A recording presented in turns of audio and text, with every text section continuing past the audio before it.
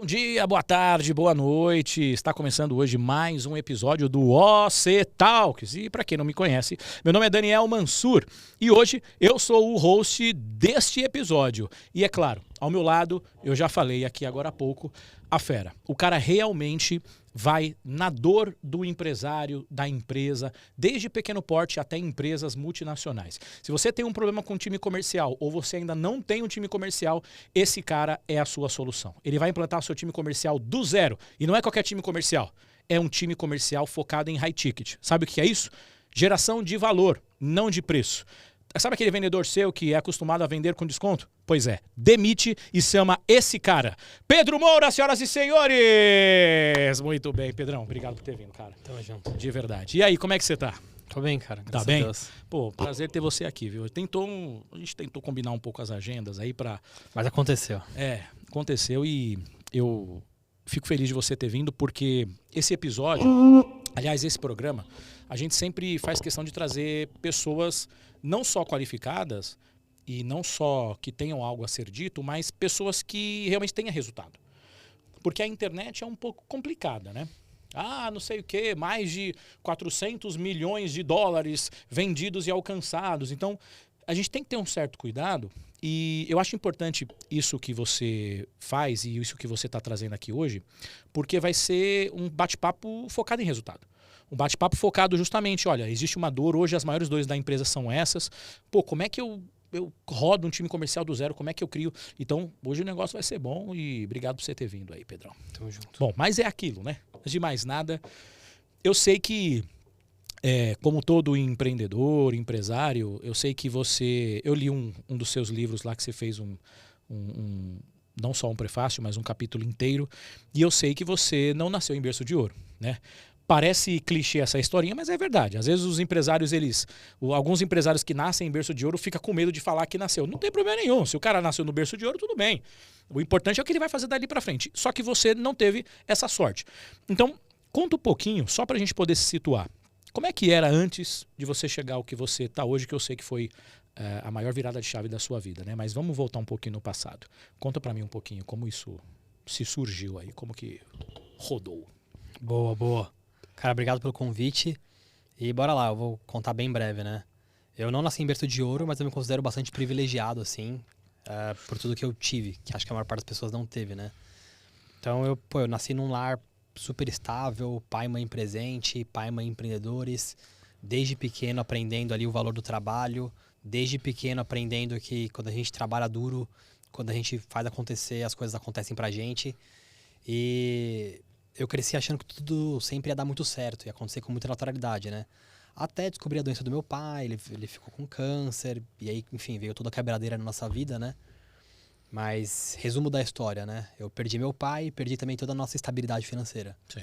Então, eu fiquei com depressão, minha mãe com depressão, a gente ficou todo mundo mal, quebrou quebrou a empresa da família, a gente perdeu renda e tudo mais. A gente não tinha um grupo de empresas, tá? Era empresinha... Sim, pequena média ali. Empresa pequenininha, minúscula, né? Sim. Então, só de você tirar o fundador ali já vai pro saco. Sim. Né? Esse tipo de empresa. E aí, resumo da história, né? Com 16 anos eu tava bem desestabilizado, assim, com isso tudo.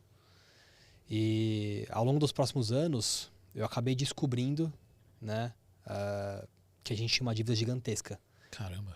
Nessa situação aí da morte do meu pai e tudo mais, minha mãe, sem ter muita organização financeira, fazendo o que ela achava de melhor, Sim. foi pegando um empréstimo aqui, outro ali, enfim, resumo da história. Com 19 anos, eu descobri que a gente tinha quase 2 milhões de reais em dívida. Como é que é? Era uma dívida que foi crescendo e mais outras dívidas, então a gente tinha 7 dívidas e 6 processos judiciais. Caramba, e isso você com 19 anos. 19 anos. Então, com 19 anos, começou essa minha jornada para me desenvolver, para aprender, para crescer e para quitar esse negócio, para resolver. Porque eu sabia que se eu não fizesse isso, ninguém da minha família ia fazer. Então, cara, eu comecei eu fui estudar administração, fui me aprofundar em finanças, era reunião com contador, reunião com advogado. E, enfim, naquela época eu acabei entrando no mercado financeiro, muito atraído pela oportunidade de ganhar dinheiro no mercado financeiro. Sim. Basicamente era para assim, eu vou trabalhar muito, mas eu vou ganhar dinheiro. Uhum. E graças a Deus consegui quitar as dívidas e eu nunca pensei em empreender, pra ser bem sincero, né? Nunca tinha passado pela minha cabeça empreender. Nem o conceito, né? Às vezes, talvez. Onde eu trabalhava, cara, era um lugar tão bom assim, que você podia fazer riqueza sem você ter que empreender fora. Você empreendia lá dentro, era um intraempreendedor. Isso é legal. Então eu nunca tinha pensado em abrir um negócio fora. Nunca tinha passado pela minha cabeça. Não era algo comum. Porque o que você tinha era escalável. Mesmo embaixo de uma corporação. Tipo assim, o meu plano era mais ou menos assim. Pô, eu quero ficar sócio do banco, banqueiro, né? Não tem banqueiro pobre. Sim, exatamente. Eu quero ser banqueiro até os 30, até os 40 anos. Eu tô com a vida feita. Aposentado, tranquilo. Com algumas dezenas de milhões em patrimônio e a vida tá feita, né? E esse era o plano. Sim. E esse plano, eu já vi muita gente ter sucesso com esse plano, né? Então eu falei, é isso que eu quero. Vou fazer isso aqui. Só que, cara, por acasos do destino, né?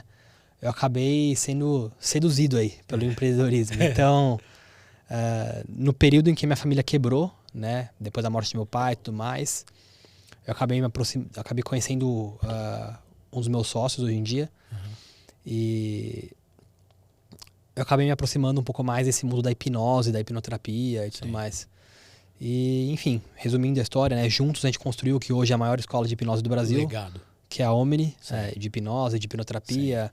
Mais de 3 mil alunos formados. Não só formados, né? Porque muita gente forma a gente, mas a gente tem mais de milhares de alunos atuando na área e ganhando dinheiro com isso, né? Então, vivendo disso, tempo integral. Não é a gente que pega um certificado, põe na gaveta e não usa para nada. Então, são pessoas que abrem um consultório e vão tratar as pessoas de fato, né? Então, fazendo esse trabalho com a Omni, convenhamos que ninguém acorda precisando de um treinamento de hipnoterapia. Exatamente. A gente tinha que ficar muito bom de despertar esse desejo e vender isso para essa galera. Foi aí que começou a minha jornada com a equipe comercial. Assim como a maior parte das pessoas, né? Sempre que, quando as vendas não estavam indo tão bem, eu achava que a culpa era do marketing, que o marketing era uma bosta, que os leads eram ruins qualificados. Exatamente. E aí um dia, pesquisando na internet, na verdade assim, algumas semanas pesquisando já, fuçando podcast, site, gringo. Até de fora, né? Não, só tinha lá de fora, não tinha nada aqui, né? Aí eu descobri que o problema não era o marketing, o problema era eu. O problema é que eu não sabia, eu não tava fazendo, assim, nem 20% do que eu deveria fazer. E claro, o marketing tinha uma grande responsabilidade, né? Mas eu diria que daquilo que a gente precisava fazer para escalar, naquele momento, 80% estava dentro da equipe comercial e não responsabilidade do marketing. Então tinha uma série de conhecimentos, de rotinas, de processos de gestão, de bagagem que a gente precisava estar aplicando, que a gente não estava aplicando. E essa era a minha área, a minha responsabilidade. E eu cobrando outra área. Que é algo que eu vejo que é um grande engano que as pessoas têm hoje em dia, né? E basicamente através disso, né, eu comecei a ter muitos pedidos para consultoria, para mentoria, para coisa do tipo. Então, pô, Pedro, você construiu isso aqui como... Pô, não quer replicar? Você não consegue ajudar na minha agência, você não consegue ajudar no meu negócio de seguros. Caramba, então foi uma questão mais de oferta reprimida ali que acabou surgindo uma demanda que você nem esperava. Sim, foi exatamente isso aí, né? Porque a gente adquire uma habilidade e aí, cara, eu vi que tinha mercado para isso. Tinha mercado, tinha demanda e começaram a pedir. E à medida que começaram a pedir, a gente vai estruturando melhor, a gente vai construindo, a gente vai, enfim, fazendo acontecer, né? Então, basicamente daí que surgiu essa minha nova empresa, Caramba, que é a máquina de vendas. Máquina de vendas. Então, cara, é interessante isso, porque basicamente você meio que enxergou uma oportunidade de compartilhar esse seu conhecimento, mas mais do que conhecimento, o resultado, especificamente falando. Porque uma vez que você desenvolve Porque assim, eu não sei o que é mais desafiador, porque não existe pior ou melhor. Eu acho que é tudo referente a como você enxerga as coisas, né? Depende muito, né? As pessoas enxergam várias situações de formas diferentes. Mas o que seria mais desafiador para você? Começar um time comercial do zero ou pegar um time comercial já em andamento com alguns vícios difíceis de lidar? O que você acha mais desafiador? Cara, começar do zero é mais difícil, tá? Não, mas acho que isso tem um pouco a ver mais com o meu perfil do que com o negócio. Porque A maior parte dos empreendedores, eles têm esse perfil de criador, de inovador, tá? Então, são pessoas executoras ou comunicadoras, são pessoas muito boas, eles têm mais ideias do que eles conseguem executar. Entendi. Então, geralmente é aquele cara que a cada um mês quer abrir um negócio novo.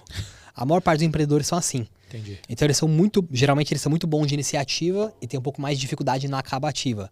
Eles são muito bons para criar algo novo, mas tem dificuldade com a rotina, com escalar. O meu perfil é o contrário, tá? Eu tenho mais dificuldade para criar algo do zero, para pegar algo do zero, mas para mim, no meu perfil, é muito mais fácil pegar algo que fatura 1 milhão e levar para 10 do que criar algo do zero para 1 milhão. Sim. No meu perfil é muito mais difícil. Sim. Eu tenho um perfil muito mais de consultor, de empresário, de construir equipe do que criar algo do zero. Sim. Isso em termos de perfil. Então, se eu pego uma equipe, por mais que seja uma equipe problemática, e a maior parte tem problemas, eu já sei os principais botões que tem que ajustar, o que tem que alinhar, se tem que demitir, se tem que contratar. Então, eu consigo gerar resultado, caixa, mais rápido. Entendi. Do que montar do zero. Entendi. Tá? Quando os ajustes acabam sendo mais rápidos. Sim. Entendi. Vai muito mais da expertise, né?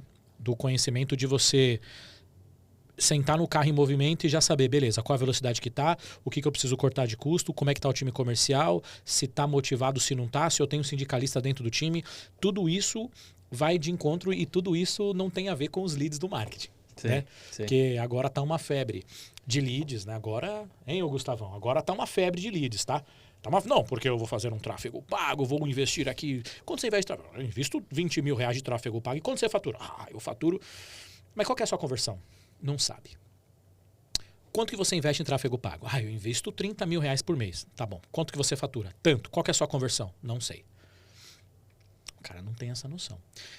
E eu não quero nem entrar nesse ponto aqui, porque eu acho que essa questão de marketing, tráfego pago, ela é, no meu ponto de vista, importante sim, mas ele entra depois que o time já está devidamente organizado, né? Porque é aquela história, né? Para você colocar uma gasolina Podium, Octapro, sei lá, ou digamos assim, aditivada ali, forte, boa mesmo, o seu carro precisa estar funcionando devidamente, de maneira correta. Então eu encaro o tráfego pago exatamente como um combustível de acelerar alguma coisa. Sem um time comercial devidamente desenvolvido ou devidamente consolidado, é jogar dinheiro fora, né?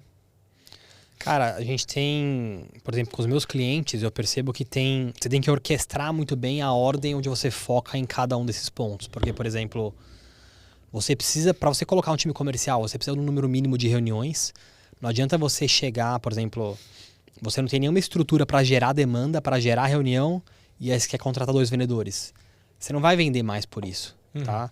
Talvez você consiga tirar algum retorno ali da sua base, fazer alguma coisa, mas o que vai acontecer na prática, né? Você vai ter 2 pessoas um pouco ociosas, a maior parte da remuneração delas é variável, elas têm as contas dela para pagar, tem a escola da criança, tem tudo mais, e aí elas vão começar a ficar preocupadas, elas vão começar a te pressionar, elas vão começar a querer resolver, e se você não resolver isso rápido, elas vão começar a prestar serviço por fora, porque independente de ser certo ou não, elas têm que colocar dinheiro dentro de casa. Sim. Então, se você não tem uma estrutura mínima, você não consegue colocar um time comercial de pé, 2 vendedores, tá? Então tem alguns passos que a gente faz antes com as empresas, antes do primeiro vendedor pisar lá. Caramba. E uma vez que você coloca os vendedores, você tem que conseguir entregar os insumos suficientes, né? Entregar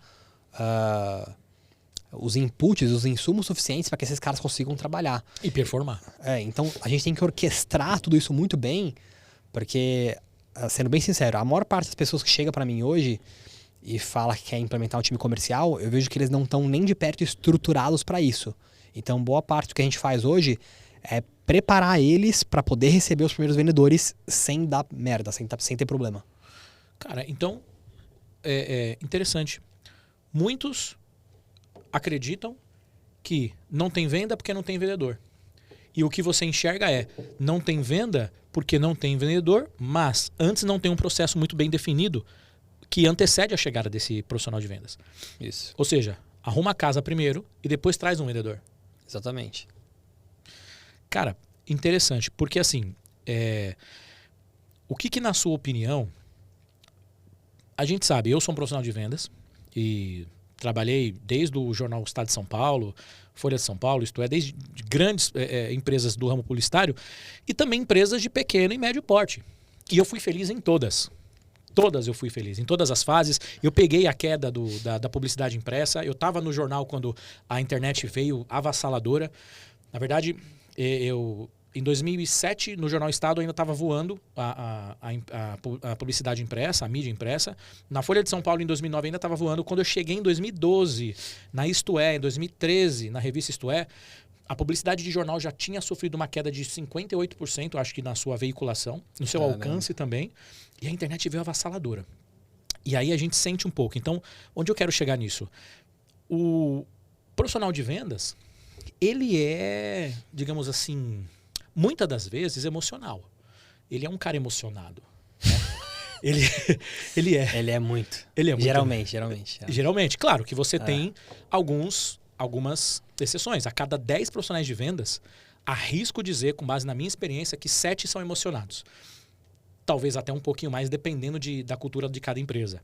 Porque se a cultura da empresa também tem um líder emocionado, eu coloco 10/10. Porque aí a cultura vem de cima para baixo. Sim. Agora, se você tem um líder, um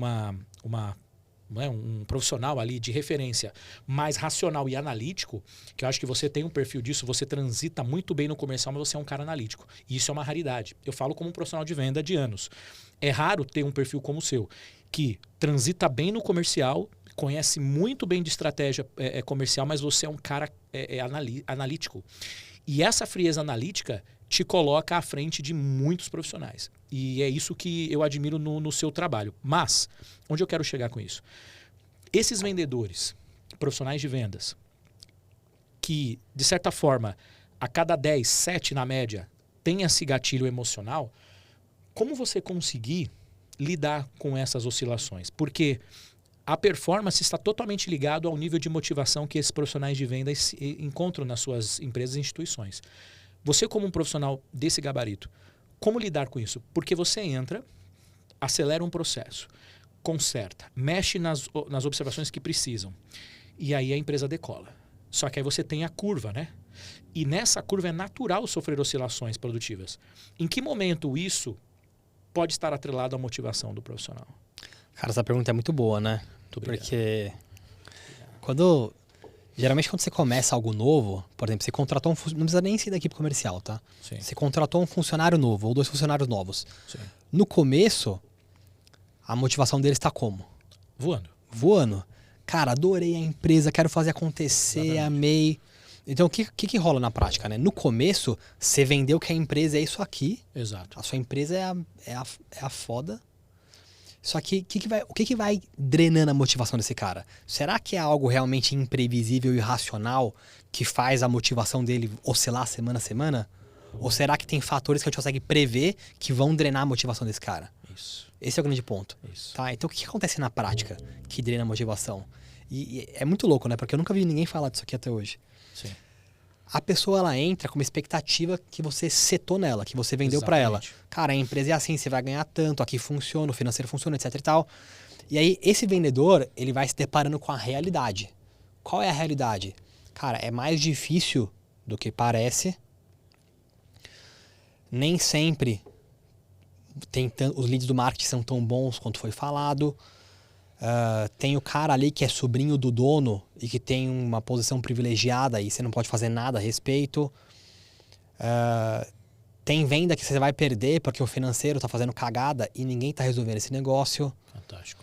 Tem esse cara que ele é um câncer para a equipe, que ele é baixíssima performance, mas nem o gestor e nem o sócio, ninguém deles toma nenhuma decisão. E a pior coisa para quem é um profissional de alta performance é esse tipo de injustiça. É você não cortar quem tem baixa performance. Exato. E reconhecer quem tem alta performance. É você não melhorar a sua oferta, não melhorar seu processo comercial, não trazer boas pessoas. Então, na verdade, a maior parte das coisas que causam uma desmotivação são faltas de melhorias na empresa que deveriam ser implementadas de forma sincronizada. Então, esse ponto é super comum, tá?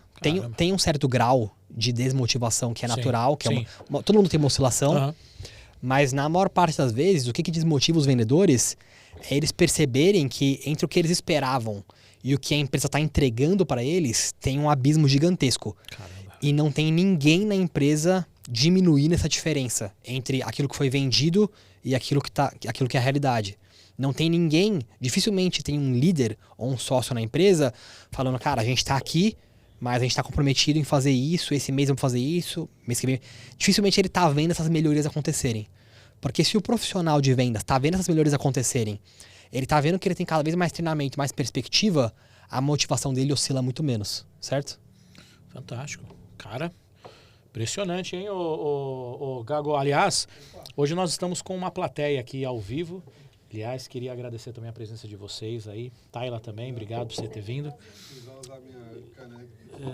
Não, hoje não, porque eu já paguei os patrocinadores antes, né? Gago, você tem pergunta para o Pedro? Vamos lá. Como um coach muito antigo de vendas, mas hoje não atuo na área, eu tenho uma pequena pergunta. Faz a pergunta certa, hein, Gago?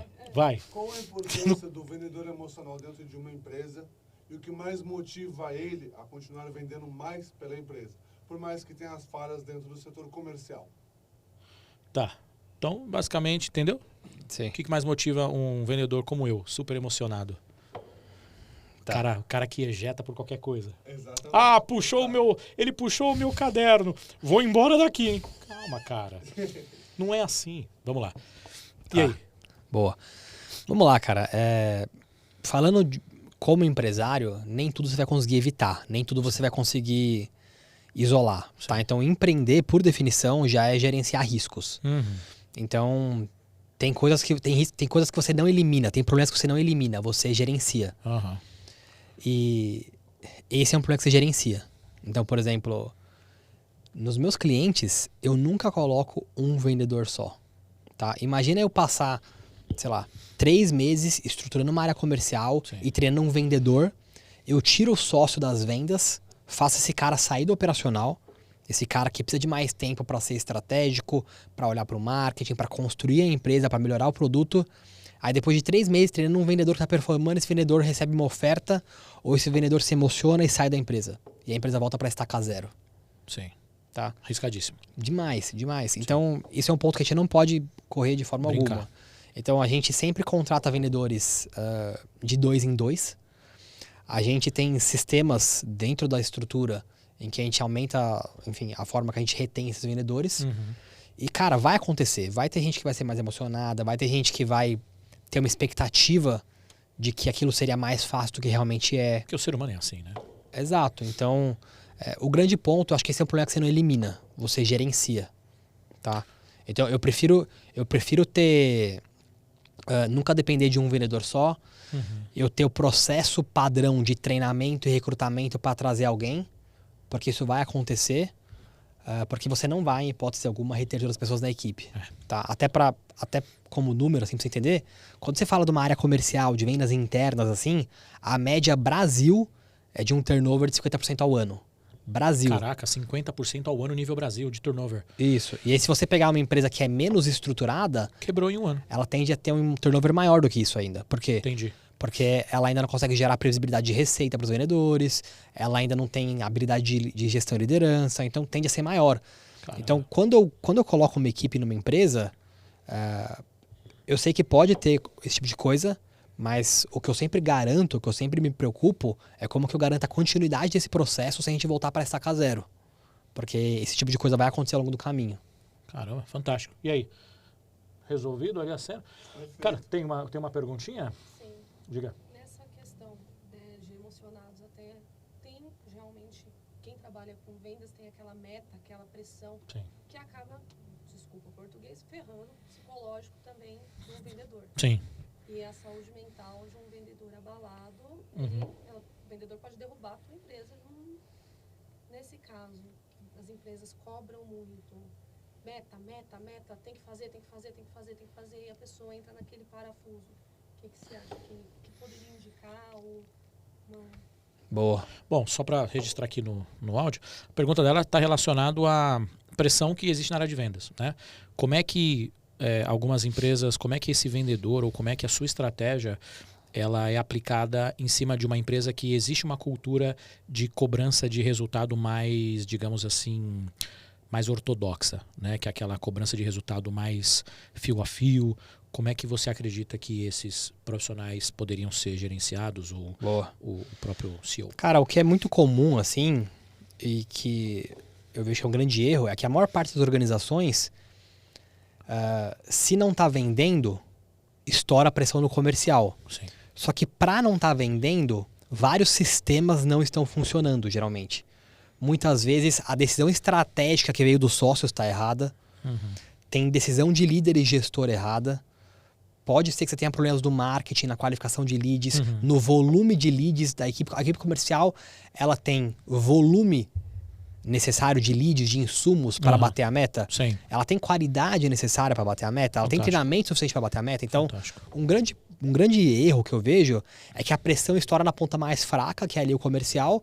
Só que se não tá batendo meta de forma consistente, o erro não tá no comercial. Porque pensa como dono de empresa. Você contratou os líderes, você definiu a estratégia, você contratou os vendedores. Se não tá performando, a culpa é de quem? Do gestor. Então, do dono da tua, empresa. óbvio. Exatamente. Tua. Então, você estourar a pressão ali no comercial não vai resolver o problema. Esse é o primeiro ponto. Isso é o que acontece muito. Tá?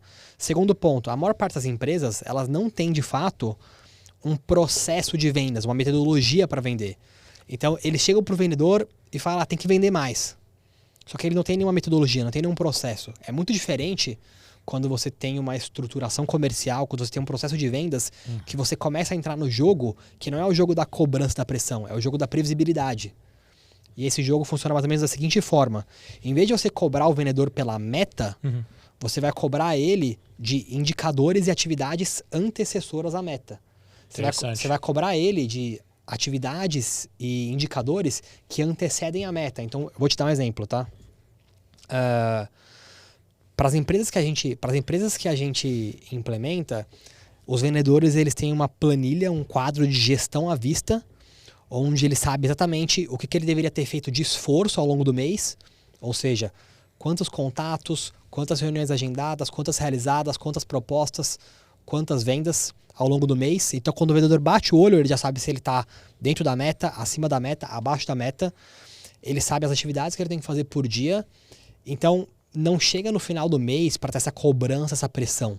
Tá? No dia 1, você já sabe o que você tem que fazer. No dia 1, você já sabe, assim, diariamente o que tem que ser feito. Então, você pega essa pressão, que na verdade é um misturado de cobrança, porque ninguém sabe o que tem que ser feito para bater a meta, e você destrincha isso em várias ações menores, e que o vendedor sabe que se ele fizer aquilo todos os dias, aquelas ações, a tendência é que sobre no final do mês. Tá? E se alguma coisa não está funcionando, aí é a responsabilidade do líder entrar com treinamento, com gestão, com mentoria, com coaching. Caraca, para ajustar. Olha, impressionante que você colocou, e que, aliás, eu até faço aqui uma alusão da seguinte forma. Interessantíssimo o que você falou, porque é o seguinte, a partir do momento que sabe qual é o grande ponto? Que o vendedor, que é a sua dúvida, ele atinge um outro nível de percepção. Eu vou te falar qual que é. Porque o vendedor mais ortodoxo, né, de antigamente, ele realmente era aqui, ó. Vender, não deu, vai para a próxima, não deu, vai para a próxima, não deu, vai para a próxima. Só que o jogo mudou. E pegando o que você está falando, praticamente esse painel de indicadores, ele é um feedback diário para esse vendedor, indicando a ele. Você viu quantas reuniões você agendou? No dia 1º começa o mês, depois de 4 dias, ele tem lá no painel quantas reuniões ele agendou, e também ele consegue comparar, entre aspas, com outros profissionais também que tiveram a mesma quantidade de oportunidades, o mesmo tempo de execução de trabalho e que está no mesmo setor. Então, tecnicamente, é como se você pegasse uma pressão violenta e distribuísse ela em várias etapas. Ele vai ter o mesmo nível de pressão, a diferença é que ele não vai receber ela inteira no final do mês, ele vai receber ela diluída diariamente. Então fica até mais fácil a percepção desse vendedor, né? Porque ele vai bater o olho no painel. Eu não considero nem o mesmo nível de pressão, porque boa parte da ansiedade, ela você sente por não saber exatamente qual caminho seguir e por ficar, tipo, sobrecarregado de pensamentos, de, cara, eu tô trabalhando muito e a meta não vem. Eu não tô entendendo o que eu tô fazendo de errado. Mas o que eu preciso fazer? Eu não sei. Será que tá certo? Será que eu preciso trabalhar mais? Será que eu tô convertendo pouco? Então, muito da ansiedade vem disso. Quando você consegue quebrar isso em passos menores, quando você consegue quebrar isso em caminhos claros, fica muito... A ansiedade, ela diminui drasticamente. Porque você tem um passo a passo muito claro de como chegar na meta. Sim. Então, a ansiedade, a pressão, ela diminui drasticamente. E aí, se eu tenho um time inteiro que está convertendo pouco, como empresa eu tenho que resolver isso. Não é só o problema do vendedor. Top. Tá? Então, a gente tem toda uma estrutura para fazer isso acontecer. Caramba. Aula, hein? Aula, hein? Nossa. Diga lá. E o Reva? Olha que ele fala. Olha aqui, o Pedro é fluente, viu? Se você meter. Ó, se você já tá gaguejando em português, imagina em inglês, hein?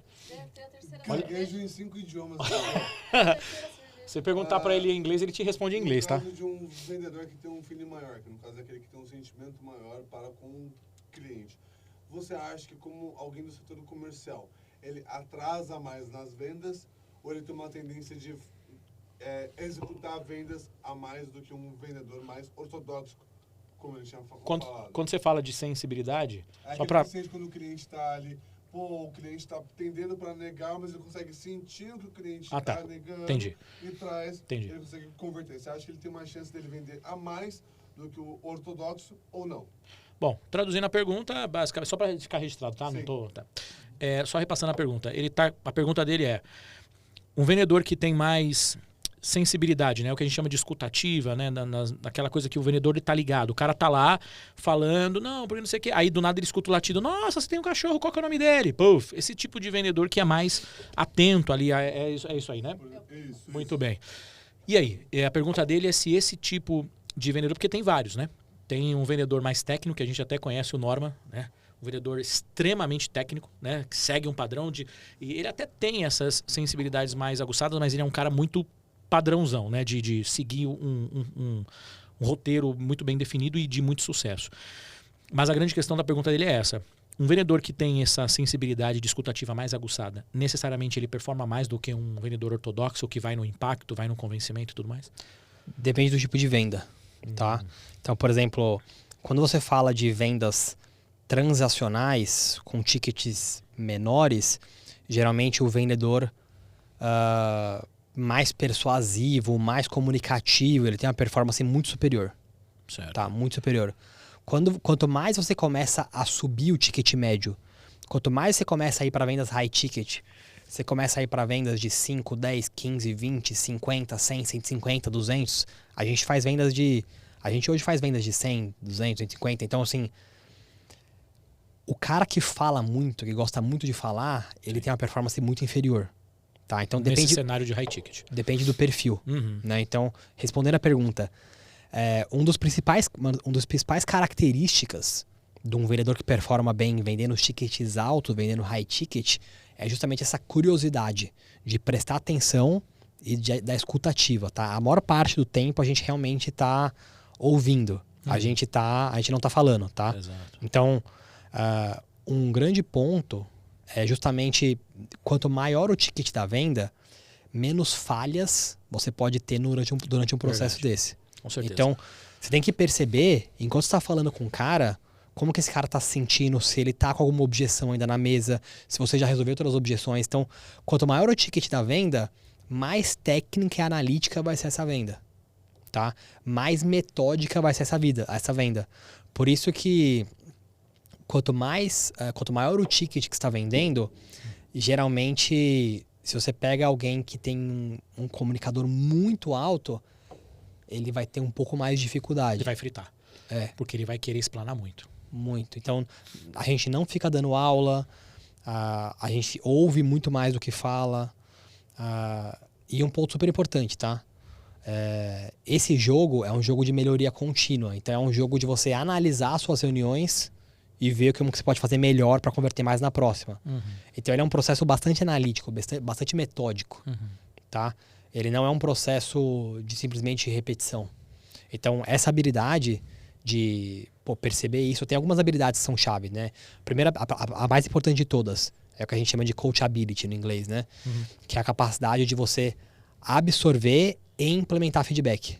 Bacana. Tá? Pode parecer simples, mas não é. A maior parte das pessoas são fechadas a feedback, elas ficam magoadas, elas ficam incomodadas, elas sentem que você tá ferindo elas, diminuindo. Então, a maior parte das pessoas são fechadas a feedback. Sim. E elas não têm a capacidade rápida de implementar na hora. Sim. Os melhores vendedores, a característica mais valiosa é essa, para vendedor de alto ticket, é o coachability. Caraca. É a capacidade de absorver e já implementar na hora. Por que isso aqui é tão importante? Porque a grande diferença nesse processo dele não é a habilidade que ele tem em comercial quando ele chega na tua empresa. É os loops, os ciclos de feedback e melhoria que esse cara vai ter. Então, quanto mais rápido ele evolui, cara, esse cara vai ter treinamento... Por exemplo, na nossa estrutura é todo dia, né? Cara, imagina esse cara evoluindo todo dia. Tem pessoas que com treinamento, tem pessoas que muito rápido evoluem. E tem pessoas que até ela absorver, internalizar, aplicar, é um ciclo muito mais longo. Verdade. Então, quem consegue fazer isso de forma imediata, quando você vai empilhando uma melhoria em cima da outra, cara, em 2 meses é outro vendedor. Cara, e impressionante. Respondido a pergunta? Sim. Fantástico, né? Tem mais uma? Deixa eu só, antes de você perguntar, talvez seja um outro tema, deixa eu só complementar uma coisa brilhante que você falou. Por quê? Eu vou falar de mim, tá? Ah, porque você é gestor, você dá treinamento. Sim, mas eu sou, o que eu sou? Vendedor. Ah, mas você tá... Ok, mas eu sou vendedor. É o que eu sou. O que você faz, Mansur? Eu vendo. Eu vendo. É o que eu faço. Eu sou vendedor com uma pitadinha de humor. É isso que eu faço. E o que você falou foi tão brilhante, foi tão fantástico que eu lembrei de mim. Porque quando eu vendia assinatura de jornal por telefone. Em 2005 para 2006. E como é que era? Naquela época não tinha mailing, não tinha tráfego pago, não tinha nem internet. Então a gente pegava a lista telefônica e saía ligando no final 000. Né? Aliás, um abraço ao Fábio Dantas, né? O Fábio Stark, que estava à frente dessa equipe do Estadão. E como é que era? Liga no final 00, aí eu ligava, o cara atendia no financeiro. Financeiro Marcos. Aí eu, Marcos, um dos maiores e mais bem pagos profissionais da empresa, é isso? O cara, pô, antes fosse, kkk. Mas quem tá falando? Não, o Daniel aqui do Jornal Estado, eu tô te ligando pra te manter bem informado. Eu já entrava dizendo o motivo do meu contato é te passar o maior do jornal do país, fugindo de uma assinatura convencional, vai chegar na sua casa quentinho igual pão de queijo, e você não precisa mais ir nas bancas. Como é que você mantém bem informado hoje? Ah, maravilha, pum, vai receber. E sabe qual vai ser seu investimento? Não, tá sentado? Oi? Você tá sentado? Tô. O coração é forte, não? Porque se tiver algum problema cardíaco eu não falo. Ele, pô, você é louco, cara. Ó, R$1,48 por exemplar. Gostou, amou ou se apaixonou, querida? Acabou. O cara, porra, manda isso daí, como é que eu pago? Boleto. Porque naquela época a gente não havia encontrado a taxa de inadimplência. Sim. Né? E nem Pix também. E o cartão de crédito sim existia, mas o cartão de crédito naquela época realmente era para as pessoas que deveriam ter mesmo. Que só existia poucos cartões de crédito e muitos deles eram American Express, que realmente era o Infinity de verdade. Aí voltando, isso em 2005, performava lindamente. Hoje, as pessoas não querem mais o vendedor que convence. Sim. As pessoas querem o vendedor que entra assim. Pedro, antes de eu te passar aqui tudo que eu tenho para a gente bater um papo, deixa eu entender um pouquinho sobre o seu momento atual. Conta para mim, desde quando você está pesquisando sobre isso, até para que eu entenda se até faz sentido para você o que eu tenho para te oferecer. Cara, isso é brilhante, porque aí ele vai começar a falar exatamente o que você falou. Olha, a minha situação é essa. Eu estou pesquisando sobre esse serviço, sobre esse produto, sobre o que for, há um certo tempo. E aí eu já vou começar a traçar a situação dele. Eu já vou começar em pergunta. Aí eu pergunto, uma perguntinha simples. Por que você acredita que você ainda não conseguiu esse serviço, produto ou blá, blá, blá? Ah, porque blá, blá, blá, blá, blá, blá. Ah, entendi. Tal. Você acha que o fato de você não conseguir esse serviço ou não conseguir esse produto, isso te interfere de alguma coisa? Isso prejudica você em algo? Ah, prejudica porque blá, blá, blá, blá, blá, blá, blá. Ela vai entregando todos os pontos que você precisa para formar o quebra-cabeça.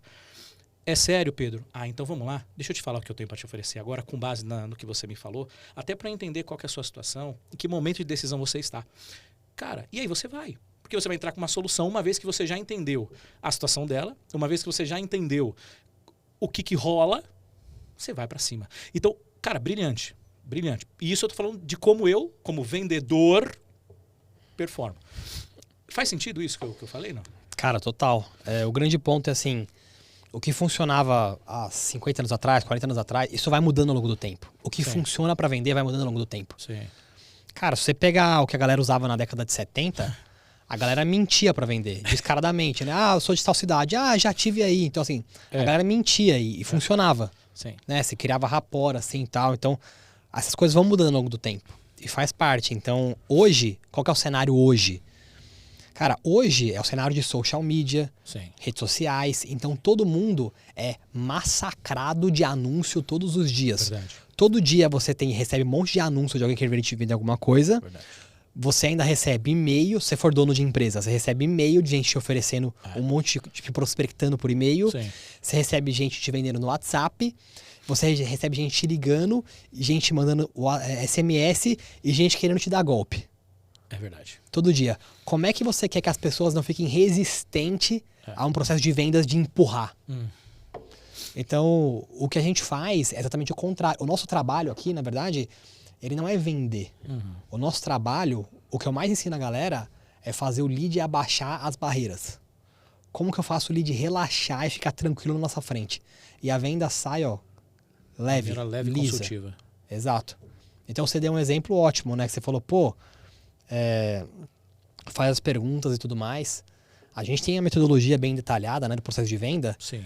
Que é muito melhor que a minha, aliás, viu? Então, se você achou bacana o que eu disse, imagina o que o Pedro pode fazer. Ficou curioso? Depois chama ele lá no Insta lá, tá? Então, por exemplo, depois que a gente passou pela fase do diagnóstico, a gente fez a gente tá se preparando para fazer o que a gente chama de transição para o pitch, transição para apresentar a solução. Sim. Que é Tá. todo um processo, não é tão simples. Sentei lá, em 2 horas, não. É um pouco bem mais detalhado, moroso, né? Então, a gente no diagnóstico, a gente já tem um grande objetivo de, além de entender a situação do cara, Sim. eu quero imputar várias crenças nele e eu quero antecipar objeções que seriam impeditivos para o fechamento lá no final. Sim. Então, a gente faz tudo isso no diagnóstico. Mas, enfim, o que eu queria passar aqui. Você falou dessa parte de pedir para apresentar, né? Exato. Eu sempre gosto de deixar... de fazer o lead ter a sensação de controle. Exato. Porque quando ele tem a sensação de controle, quando ele pede, é muito difícil dele ficar resistente à venda. Então, a gente fez um puta diagnóstico, a pessoa ela deixou... Você ficou muito evidente nesse diagnóstico qual o cenário que a pessoa tá e qual o cenário que ela quer chegar. Então, tem uma dor gigantesca aqui, porque você fez ela visualizar como ela tá hoje, o que ela tá perdendo e qual que é o mundo ideal desejado. E aí, depois disso, você fala, não, beleza, pô, já entendi tudo aqui, show de bola. Pô, Daniel, dito isso, cara, me fala aí, como é que você quer seguir a partir daqui? A gente pode te mostrar aqui o nosso processo de ponta a ponta, onde a gente implementa o time comercial para você, mas me fala aí, como é que você quer seguir a partir daqui? Você que manda. Fantástico. O que o cara vai falar? Ele vai travar na hora. Eu travaria, eu ia falar, sim, isso, vamos lá. Cara, é lindo. Ele vai pedir para você apresentar. Ele vai pedir, claro. Ele vai falar assim, então, só que sim, aí me que- mostra, o que porque é o poder acontece? do controle, né? Mas a resistência para vendas baixou. cai drasticamente. E aí, em vez de você entrar empurrando, sendo agressivo, o cara fala, não, cara, eu quero saber como é que é. Explica aí. Geralmente eles falam, cara, eu quero saber como é que é, mostra aí. Fantástico. Só que o cara tá te puxando, não é você empurrando. Isso muda tudo. Sim. Isso muda o jogo. Loucura, hein? Vamos lá, ô Gago. Olha, cara, deixa eu falar uma coisa aqui. Esse episódio... Ô Gustavão. Pancada, hein, Gustavão? Você que tá aí hoje na linha de frente. O Eric, Ô, Eric, vou falar uma coisa pra você, viu, Eric?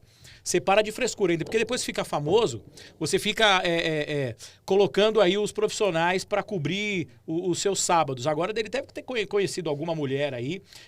Claro. Um clássico. Quem? Marina? Mariana! Que bárbaro. Ó, o cara tá aqui. Gustavão, que aula, hein, Gustavo? Tá aí, né? Você tá vidrado, né, Gustavo? O Gustavo, pra quem não conhece, ele passou uma temporada no Canadá, não é? Assim, você vai lembrar, ele é o irmão da Luísa, não é? E é uma honra ter você aqui, viu? A Luísa continua no Canadá lá ou já voltou? Depois você fala. Vamos lá. Gago, tem pergunta? Bom, ele É que você é novo, não pegou a piada da Luísa. Ele é novo, né? Caraca, essa é velha. Sim. Como ele acabou de falar aqui, ele praticamente descreveu o número de... Cara, fantástico. Fantástico. E Fantástico. assim, Puta aula. Isso, vamos pro Brasil. Porque você acha que ele tá na Suíça, que um conhecimento desse veio de fora, é lógico. Um conhecimento como esse... Do Lobo de Wall Street, Não. Ah, tá, entendi. de acordo com a parte de vendas. Não, mas uma aula, e né? tudo mais. Top, Sim, né? Puta, sim, fudido. uma aula. Então, assim, basicamente tudo que ele falou sobre o colaborador de vendas, seja um vendedor Sim, ou não. sim. Então, daí eu te pergunto, aquilo que o Conrado Alessandro prega, entre aspas... Só pra contextualizar, quem é Conrado Alessandro? Conrado Alessandro, ele é o criador do método 8Ps. Não, é Conrado Adolfo. Isso. Ok, vamos lá, segue. Pra mim era... Fica tranquilo, um clássico. Fez 80 mil na minha frente. Assim, Ele é um pouco com um pendrive. mais Fudido pra voltado caralho, vai. a Fudido. Os 8Ps. PNL. Uhum.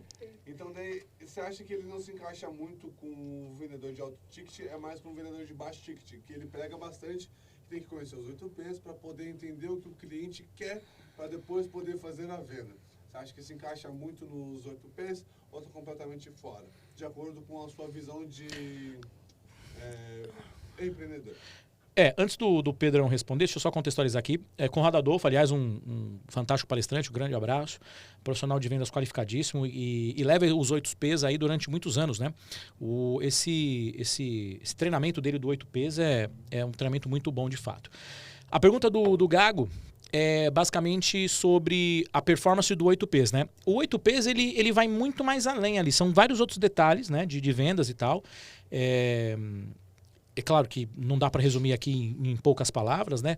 Mas a dúvida dele é se os 8Ps é aplicado para qual estilo de vendas? Se é venda de impacto ou consultiva? É essa a dúvida? Isso. Muito bem. Na sua opinião, os 8Ps, não sei se você teve a oportunidade de entender um pouco sobre os 8Ps do Conrado Adolfo, a dúvida dele é justamente essa. Se essas técnicas dos 8Ps são mais direcionadas a vendas de impacto ou vendas mais consultivas? Boa.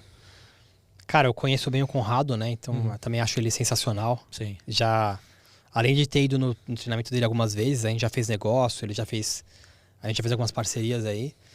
E, cara, na minha visão, eu acredito que se aplica nos dois, né? Dependendo de como você usa. Então, por exemplo, a maior parte das pessoas usa isso para uma venda mais de impacto, para vender algo mais barato. Mas eu acredito que ele deve ter, sim, clientes que usam essa estrutura dos 8Ps, né? Essa estrutura de geração de demanda para plugar isso num time comercial. Show. Então eu acredito que deve ter muita gente usando isso, que deve funcionar bem também. Funciona. Boa. Tá aí respondido, meu querido Gago. Maravilhosamente. Diga, pergunta. Hoje tá bom o negócio, hein? Pergunta, conversa, quer com ele. Vamos lá. No teu tempo de experiência, qual que você acha, com referência à venda, um produto, assim, um estilo de produto, a categoria mais fácil de ser vendido e o mais difícil? Muito Boa. bem, a pergunta dela foi, com base na sua experiência, qual produto é, entre aspas, mais fácil, ou seja, qual aquele produto que teria uma espécie de menor atrito para que a venda flua e qual que, de certa forma, teria aí uma certa facilidade. Essa pergunta é muito melhor do que parece. É, né? É. Diga. Tipo, eu vou te dar um exemplo, tá? Imagina que quebrou esse móvel de madeira aqui, ou um móvel de madeira na sua casa. Certo. O que você prefere? Você prefere comprar um curso de como consertar um móvel de madeira ou você vai chamar um marceneiro para ir na sua casa e resolver? Eu vou chamar o marceneiro para resolver. Por quê? Porque eu não quero aprender a resolver meus próprios problemas. Eu quero terceirizar o meu nível de aprendizado. Então, ao invés de aprender a executar, para que caso isso ocorra de novo, eu já saiba e poupe dinheiro. Não.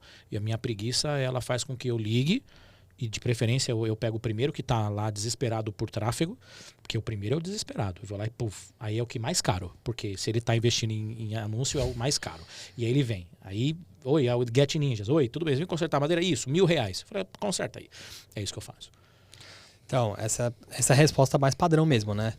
Só que quando você começa a aprofundar, cara, como eu tenho 2 empresas de consultoria e educação e já criei muita oferta, muito produto, eu comecei a aprofundar bastante nisso, né? Então, por que a maior parte das pessoas elas escolhem um marceneiro e não comprar um curso? Sim.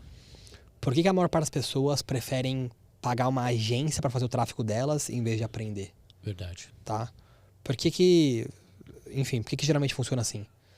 E eu percebi que na prática existem várias variáveis, vários critérios que fazem as pessoas decidirem por comprarem ou não algo e por pagar a mais por alguma coisa.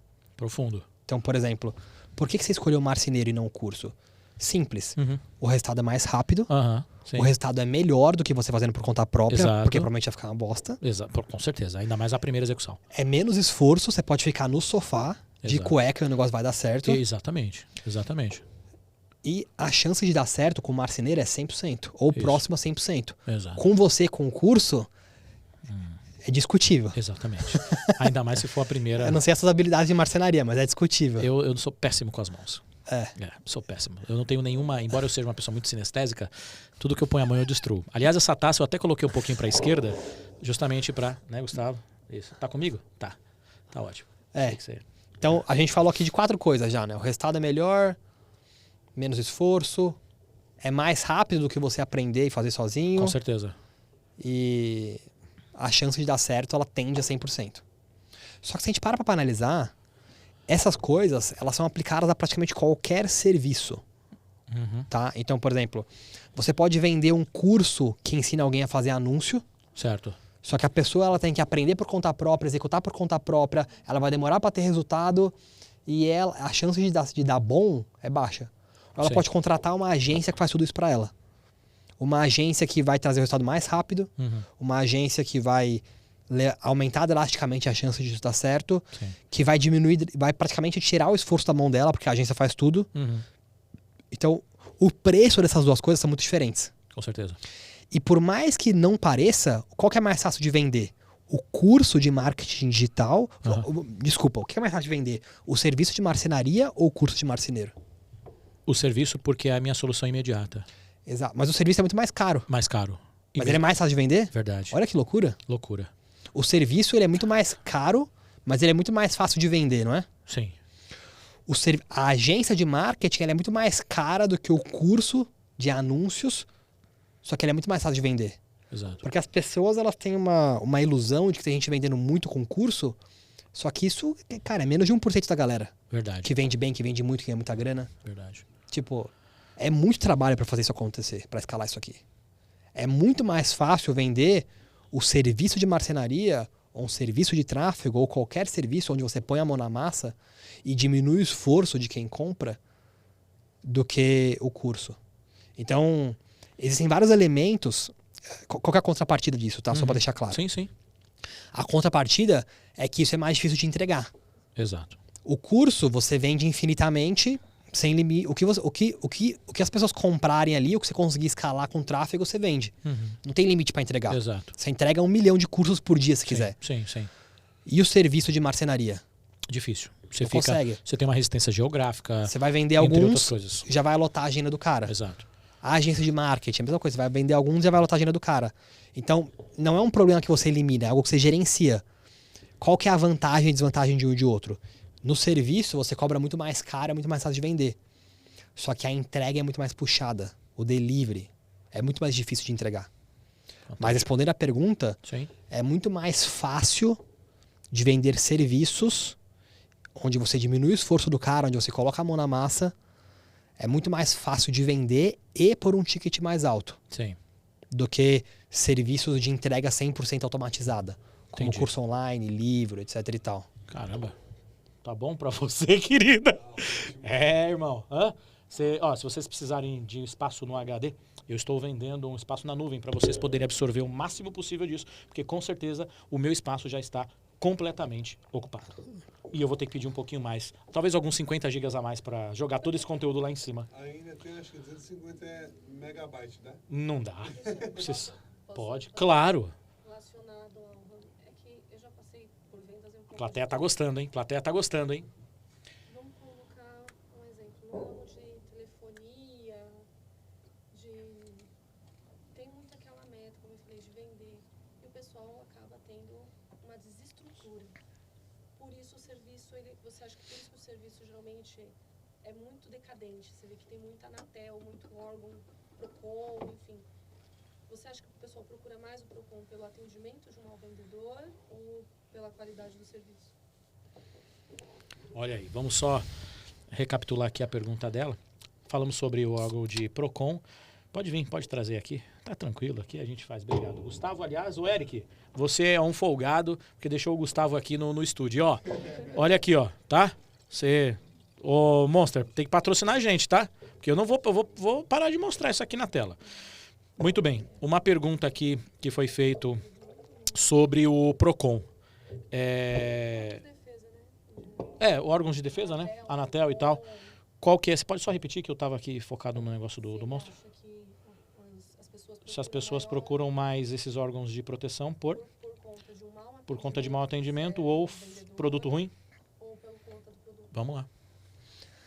Cara, é difícil responder isso, né? Porque eu acho que não é uma coisa ou duas coisas. Eu acho que é uma somatória.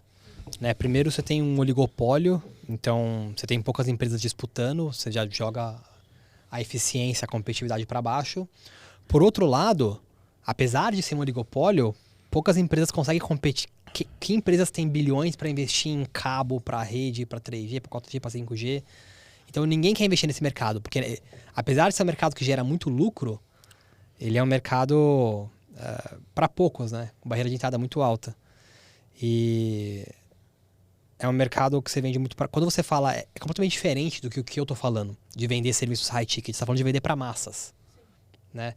Então, você não consegue dar o mesmo nível de atendimento, você não consegue dar o mesmo nível de suporte, você não consegue dar o mesmo nível de tratamento. Assim, é impossível, matematicamente falando. Né? Só para você ter um exemplo, não esqueça o seu raciocínio, mas é assim, eu vou citar aqui 2 produtos fantásticos, patrocina a gente, de alimentos. Nós temos o Habib's, que assim, eu adoro uma esfirrinha de carne e de queijo, não posso, mas adoro. E o Fazano, ok? Tamo aí. Ok? Fazano, eu podia citar o Barbacoa, né? Mas tudo bem. E o Fazano.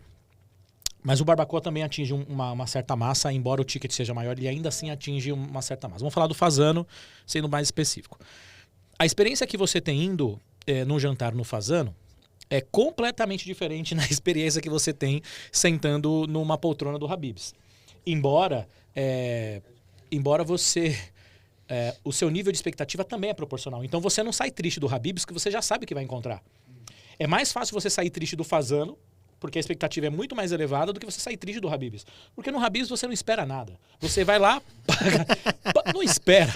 Paga R$2 da esfirra e é isso. E aí se a atendente for ruim, você fala, é normal, é Habib's. É normal. Então eles não se importam com a qualidade de atendimento. Eles não se importam com isso. Que, aliás... E tem outra, né? Faz sentido. O jogo ali não é nem melhorar o atendimento, o suporte. O jogo é tipo assim, como que eu faço isso o mínimo viável para eu baixar o preço ao máximo? Isso. Esse é o jogo, que é um jogo de vender para massa, né? Exatamente. Então, aí eu te pergunto, se nós calculássemos aqui quantas pessoas hoje já foram para o Habib's ou já comeram uma esfirra do Habib's? O Brasil hoje tem 250 milhões de pessoas em média. Qual o percentual dessas pessoas já comeram no Habib's? 52. Eu arrisco dizer que pelo menos aí uns 80% já comeram no Habib's. E se a gente falar do Fazano, tudo bem que a gente está em São Paulo, né? Mas focado aqui em São Paulo, quantas pessoas comeram no Fazano? Talvez não chega a 10% disso. Então, que isso, nem 1%. Nem 1%, né? Digo ao geral, você acha que a maior parte das empresas recebem Procon, recebem críticas, tem os nomes instituídos nos órgãos por conta de más vendas feitas antes ou pelo produto que não condiz? Porque nós tivemos um problema assim também. Sim. Foi nos vendido uma coisa, a gente comprou, abraçou e em seguida... Então, assim, a minha bronca não foi com o produto, e sim com o vendedor. Ah, entendi.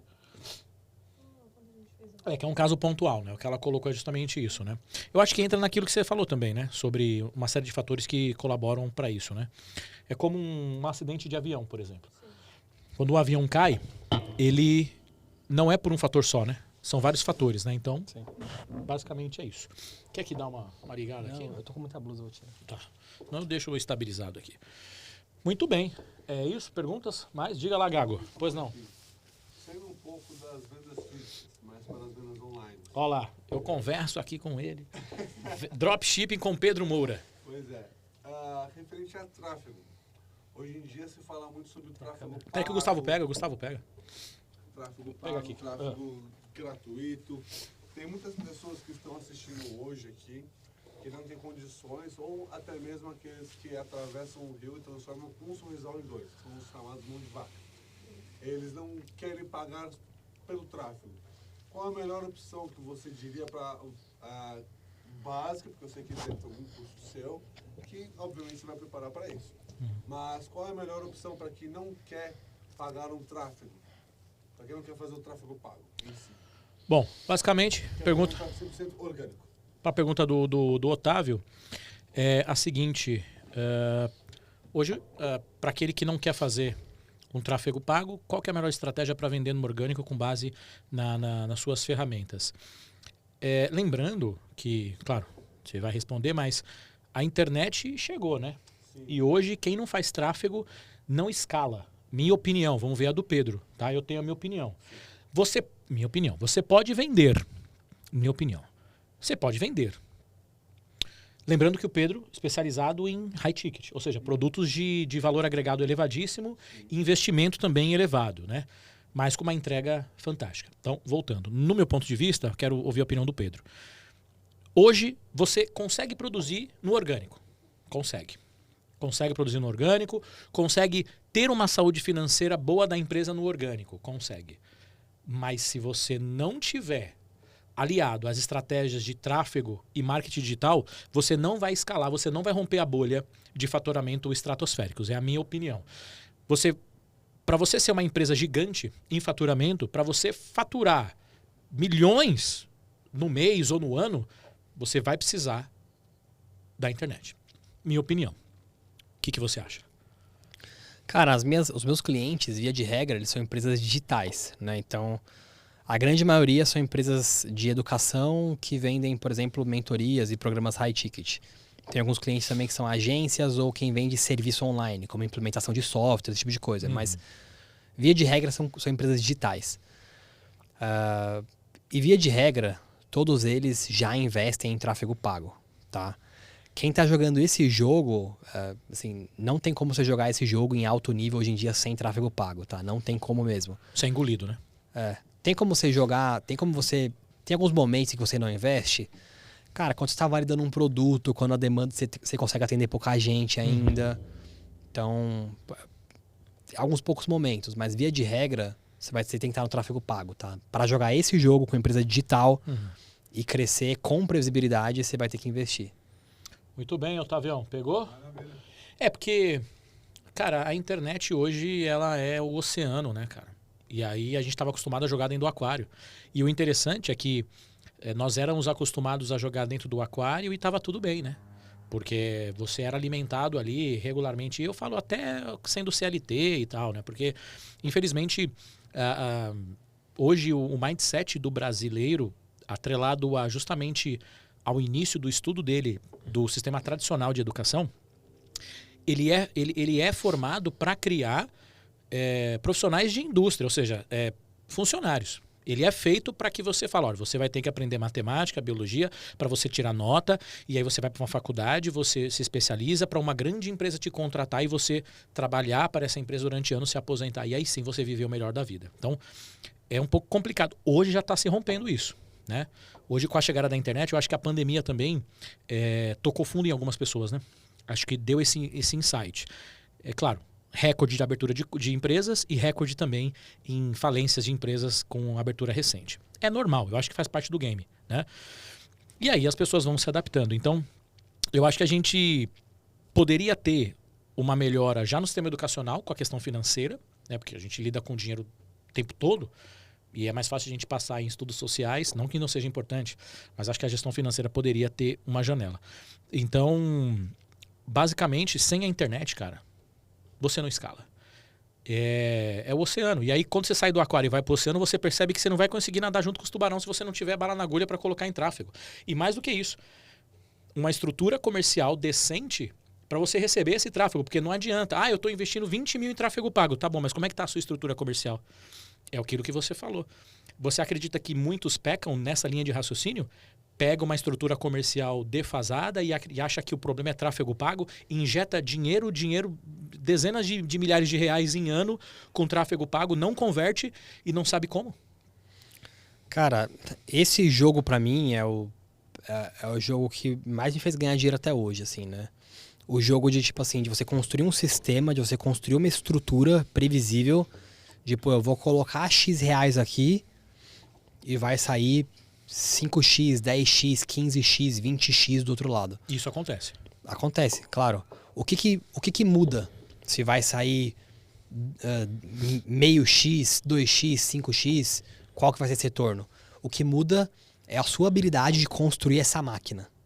Tá? Essa máquina de atração, conversão, atração de clientes, conversão de clientes e entrega do seu serviço. Fantástico. Então, quanto maior for a sua habilidade para construir essa máquina, mais retorno ela vai ter, tá? Com os meus clientes aqui, geralmente a gente busca no mínimo um retorno de 10 vezes para cada real investido em tráfego pago, em anúncio. Caraca, que fantástico. Então, se coloca R$1 em tráfego, se eu coloco R$1.000 em tráfego pago, eu tenho que gerar pelo menos R$10.000 de faturamento com isso aqui, para eu ter previsibilidade. Se coloco os R$10.000, tem que fazer pelo menos R$100.000 de faturamento com esse dinheiro, passando por uma estrutura de qualificação, de time comercial e tudo mais. Então, a gente otimiza, o nosso papel aqui é apertar parafuso para esse sistema, para essa estrutura, conseguir criar cada vez mais dinheiro. Essa é a grande estrutura, é o grande jogo. Porque parte desse dinheiro a gente reinveste na empresa, parte leva para a vida pessoal e vai jogando esse jogo. Pedrão, você citou aí alguns pilares. Eu acho que quem pegou, quem tiver atento, né, nesse programa ou até mesmo aqui na plateia já pegou o pequeno insight aí. O que você... exato. Você acredita... Eu queria saber a sua opinião. O que você acha dos donos de empresas, empresários que possuem equipe de vendas e acredita que o closer, o vendedor, é possível ele mesmo qualificar e vender? Você acredita nesse formato de closer que qualifica e vende? Ou, na sua opinião, você precisa ter uma dedicação só de qualificação e uma de conversão destacada? Qual é a sua opinião sobre isso? Cara, depende da maturidade do momento da área comercial da empresa, né? Então, a maior parte das empresas, quando elas estão montando uma área comercial do zero, elas não vão ter dinheiro, elas não vão ter caixa para montar uma equipe estruturada, especializada, cada um numa subfunção. Então, nesses casos, o que a gente faz? A gente coloca algumas estruturas automatizadas. Então, por exemplo, a gente já tem um marketing que gera demanda, mas eu coloco uma estrutura de qualificação semi-automática, em que o vendedor não tem que prospectar os leads. Ele só tem que garantir que os leads que já agendaram compareçam na reunião. Então, a gente chama isso de processo de redução de no-show. No-show é quando você agenda uma reunião e a pessoa dá no-show, ela não comparece. Não comparece. Então, a gente tem um processo hoje em que a gente pega empresas que, mais da metade das reuniões que ela marca, a pessoa não aparece. A gente implementa esse processo e a taxa de comparecimento, que nesse caso aí é de mais de 50%, sim, ela vai para a faixa dos 20%, mais ou menos. Caraca, né? Então, incrível, cara. A cada 5 reuniões marcadas, você faz 4 na prática. Então, os closers, quando eles começam nas empresas, eles têm que fazer isso, geralmente. À medida que o comercial avança, você consegue especializando mais funções, né? Você consegue colocar, por exemplo, uma equipe de pré-venda que vai reaproveitar muito a base, que vai estar gerando reuniões com mais força, que vai pegar parte do trabalho do closer. Então, depende um pouco da maturidade da área comercial. Você não vai começar com tudo perfeito. Tá vendo aí, né, Otávio? Fala pra mim. Tá bebendo, claro. Agora é Coca-Cola, né? Passou. Hein, Gustavão? Que aula, hein, Gustavo? Você veio lá de Connecticut, passou uma temporada em Quebec, né? E aí, é claro, veio... Aliás, como é que tá seu gato, hein? Tá bem, maravilha. Aí veio para Connecticut e viu muita coisa lá, mas aqui no Brasil você descobriu uma coisa que talvez não seria possível, na sua opinião, que é uma riqueza de conteúdo como esse. O que você achou, Gustavão? Já a gente vai ouvir o Gustavo, que tá super animado para compartilhar. Perguntas não? Tranquilo? Por enquanto estamos tranquilos. Muito bem. Agora, ô Pedrão, cara, o que você acredita que são os 3 pilares mais problemáticos para gerar resultados ruins dentro de uma corporação, dentro de uma equipe comercial? Quais são ou se é que tem só 3, né? Porque a gente sabe que, como um acidente de avião, não é só um fator. Existem dezenas de situações que vão se rompendo e que colaboram para uma queda de avião. Nunca é um motivo só.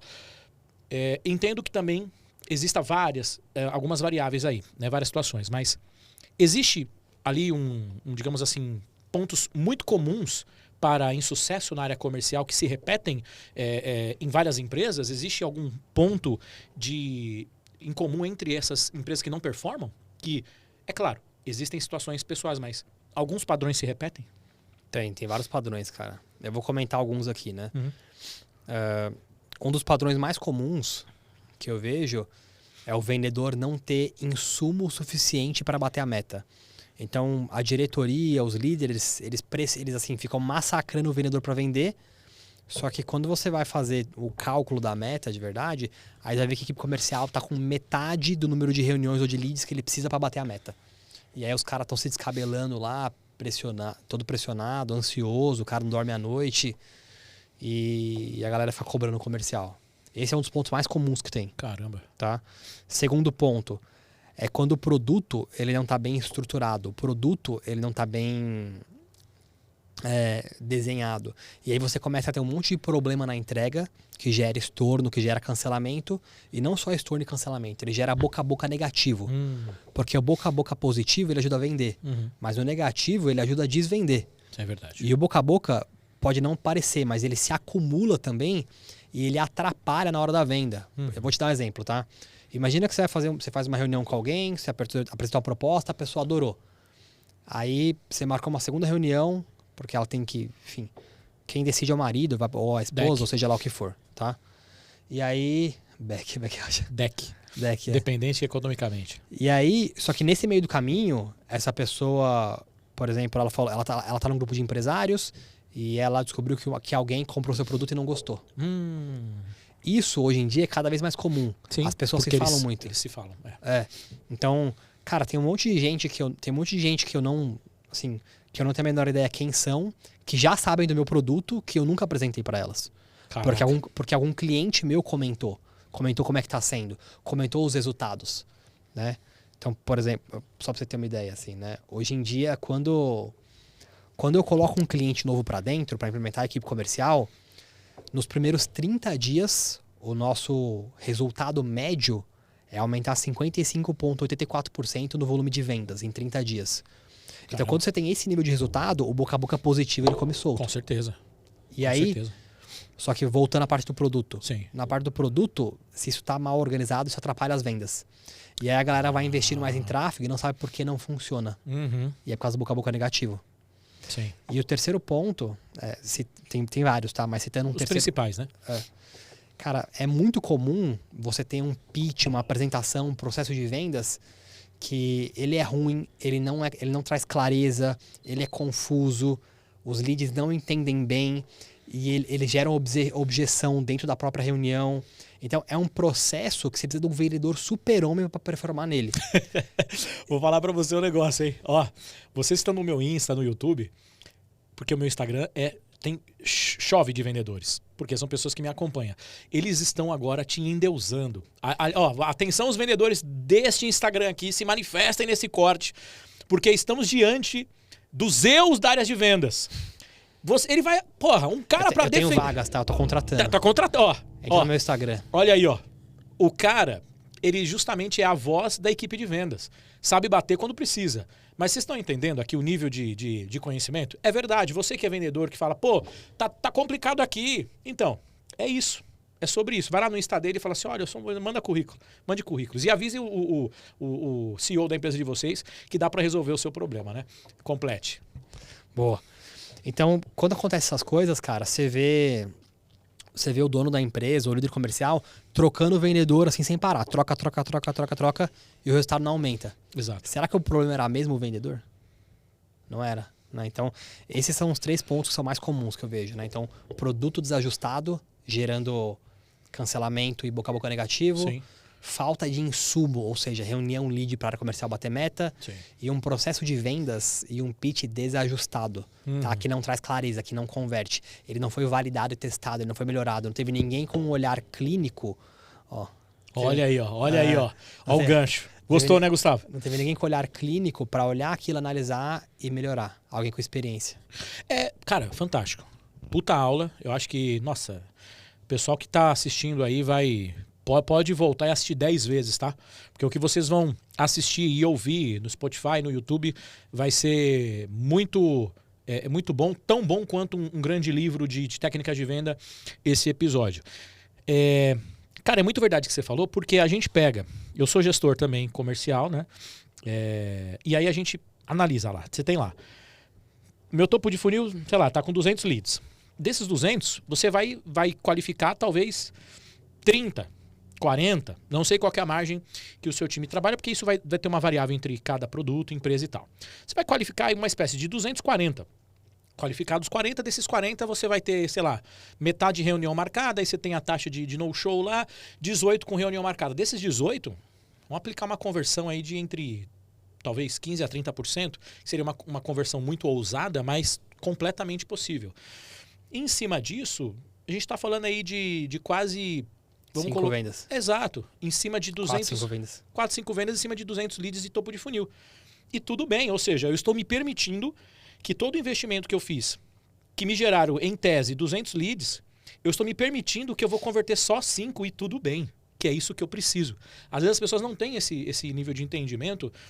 Não o gestor, não sei como é que é para você, mas faz sentido esse senso de distribuição? Não focado no número, mas essa escala de entendimento de que você não vai vender para todos e você também não precisa vender para todos. Não, faz. Essa é a estrutura de funil, né? Então, é normal. Eu tenho um padrão que eu gosto de usar para os funis que a gente aplica, né? Para a estrutura que a gente usa. Mas é normal, né? Quem vai comprar de você é uma minoria. Exato. E aí, falando da conversão que você falou, né? Uhum. O que a gente espera de conversão? De reunião... Se eu coloco um vendedor meu, ou dos meus clientes, na frente de um lead qualificado, qual que é a conversão que eu espero? Uhum. Eu espero uma conversão, falando num vendedor júnior aí, de 20% a 25%. Legal. Tá? Um vendedor mais sênior ou um sócio da empresa, algo em torno de 40%. Legal. De uma reunião realizada com lead qualificado para venda. Tá? Dependendo do serviço ou do produto, dá para converter mais, dependendo do preço e do tipo de serviço. Fantástico. Gustavão. Tá, gostou, né? Leads, né? Você é o cara do marketing, né? Você é o cara... É a cara dele. Gustavão, te colocaram numa free. Ô, Eric, colocaram ele numa free, hein? Pô, mas você foi bem, cara. Ao lado de Pedro, que perguntinha? Ao lado do Pedro, pô, né? E a primeira dama aí ao seu lado te pressionando, olha, corta ali, cara. Já a gente vai fazer uma perguntinha, mas eu vou fazer a perguntinha agora, porque eu quero fazer uma pergunta pra você, que essa vai ser aquela pergunta matadora pra te colocar de saia justa. Que aí eu tenho que dar uma, né? Não dá pra facilitar, né? Tem que dar uma. Diga, Gago. É a primeira dama? Diga lá, Gaguinha. De venda. Tem o primeiro vendedor, lógico, né, lá executa, mas também tem a equipe de retenção, por exemplo, eu trabalho em instituição bancária. Bancária. Eu trabalho com banco de previdência. Então, muitas vezes a gente... Lulista. 2. Não sou, não. Vai. Ele tem lá também, mas isso aí são outras coisas. Vamos lá. Você acha que a responsabilidade do pessoal, os vendedores, que são vendedores também, Uhum. então sei até tanto quanto, acho que é a primeira escalão, Sim. de retenção e de pós-venda, tem uma pressão maior, ou tem um jeito diferenciado para essa questão da venda, ou quem vem faz a primeira venda, faz a segunda também, o pós-venda, uma retenção? Vamos lá. Diga. Beleza. Depende da maturidade da empresa, né? Quando a empresa já tem um certo grau de maturidade, você entra com uma equipe dessa de retenção, ou de sucesso do cliente, ou consultiva, como você quiser chamar, né? E o perfil é diferente, né, do vendedor. Ele geralmente é um perfil um pouco menos agressivo, ele é um perfil um pouco mais relacional, tá? Relacional no sentido de que você tem que construir relacionamento e as oportunidades de venda vão surgir ali no meio do caminho. Então, quando você fala de uma equipe de sucesso do cliente, geralmente você está falando de 3 coisas, né? Primeiro, ativar o cliente, garantir que ele use a ferramenta, o produto, seja lá o que for. Reter esse cliente, garantir que ele vai ficar até o final do contrato ou por mais tempo. E expandir, ou seja, expandir receita. Então, quando você está falando de B2B, principalmente, o volume de potenciais clientes é muito menor. Então, é muito importante você expandir a receita que esse cara tem. Então, por exemplo, esse cara tem um plano maior, um pacote maior, esse cara usar mais serviços dentro da instituição. Então, dependendo da maturidade do negócio, você vai ter até dentro do time de sucesso do cliente, você vai ter 3 subtimes, por exemplo, diferentes, né? E falando do perfil, é um pouco essa a diferença, tá? É uma galera um pouco mais relacional e as oportunidades de venda vão surgir ao longo do caminho.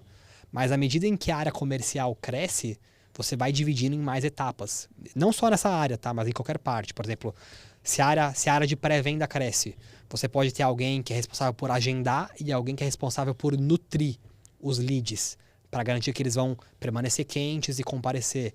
Então, quanto mais a estrutura cresce, quanto mais você escala, mais você vai especificando e especializando ainda mais as funções.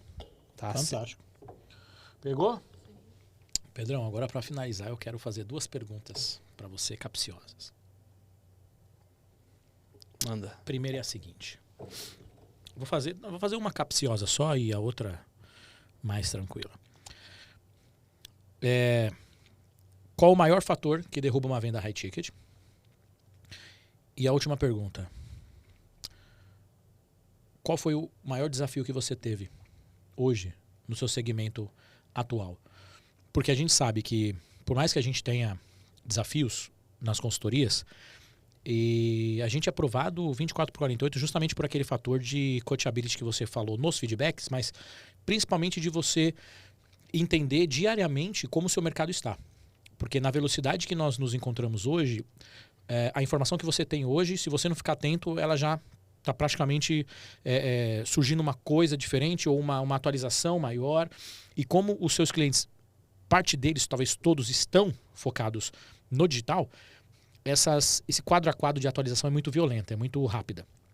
Então, aí vem minha pergunta. Qual foi o maior desafio que você teve em algumas empresas aí, ou em uma empresa que você falou, cara, isso daqui exigiu de mim uma capacidade surreal de nível de compreensão, aquele desafio de uma empresa que talvez exigiu de você algumas horas a menos de sono, porque existe, né? Essa história de que, eu vou dormir 8 horas. Cara, dependendo do desafio, você não dorme enquanto não resolver. Porque você tá lá com a faca entre os dentes, com sangue nos olhos, porque foi depositado em você uma confiança de um empresário. E muitas das vezes é muito mais... o jogo é muito mais difícil, muito mais rigoroso quando você está controlando a empresa de alguém. Porque muitas das vezes o risco é 3 vezes maior do que você controlar a sua própria empresa. Porque os ajustes que você faz na sua empresa, ok, se der alguma coisa errada, é sua responsabilidade, você se vira. Mas quando você vai para o jogo fazer ajustes em outras empresas, afastando esse sócio da linha operacional, do comercial, e usando todo o seu know-how para fazer acontecer com previsibilidade, em algum momento ali você foi desafiado. Em algum momento você precisou entregar, talvez, mais do que 110%. Talvez você... Existiu esse cenário? Se existiu, como é que foi? Boa. Então, cara, falando da venda high ticket, né? O que mais derruba a venda high ticket é a falta de processo e a inocência, tá? Inocência é até fofa, né? Muito bom. A coisa mais engraçada é quando você pega um vendedor razoavelmente novo nesse mundo, né? Calça curta, um vendedor iniciante, um júnior. E aí o cara chega, você pergunta como é que foram as reuniões. Eu treino eles para mandar um relatório, né, no final do dia de como foram as reuniões e tal. E o vendedor fala, cara, o lead adorou. Ele falou que faz super sentido. Só vai resolver não sei o quê. Ou só precisa pensar um pouquinho. Maravilhoso. E aí, cara... Você sabe que aquela venda não vai sair. Exatamente. Né? Não, ele falou que adorou, que faz todo sentido. Só precisa pensar um pouco. E aí você sabe que aquela venda não vai sair, né? Só que dependendo da inocência, a pessoa acha que, o cara me elogiou, o cara falou que gostou do produto, que faz sentido, claro. Então tá feito aqui, né? Então, o que eu percebi ao longo do tempo é que, assim, é muito mais complexo do que a gente acha que é. E a margem para erros, quando você vende tickets maiores, ela reduz drasticamente. Sim. Tá? Então, os menores motivos... Quando você vende um negócio de 100 contos, 200 contos, 500 contos, 1.000 conto, R$1.000, Tranquilo. Cara, você pode errar várias coisas numa reunião e ainda assim o cara fala, toma aí, vai, beleza. Compra pelo seu carisma. É. Vou comprar pra te Gostei. ajudar. Gostei. Nossa, que produto maravilhoso. Ou seja, o que foi na frente foi o carisma do vendedor. A qualidade do produto veio depois na surpresa. Agora, quando você põe na frente da pessoa uma proposta de 10 pau, 50 pau, 100 pau, tipo assim, a pessoa precisa estar muito confiante naquele negócio. Exatamente. Ela precisa olhar aquele negócio e falar, cara, eu tô muito certo que isso aqui vai dar certo. Exato. Pra pessoa, tipo, pra pessoa olhar e falar, mano, 50 pau, 100 mil reais, 150 mil reais, 200 mil reais. Tipo, a pessoa tem que estar muito confiante. Então a sua margem pra erros, ela vai pra quase zero, Sim. né?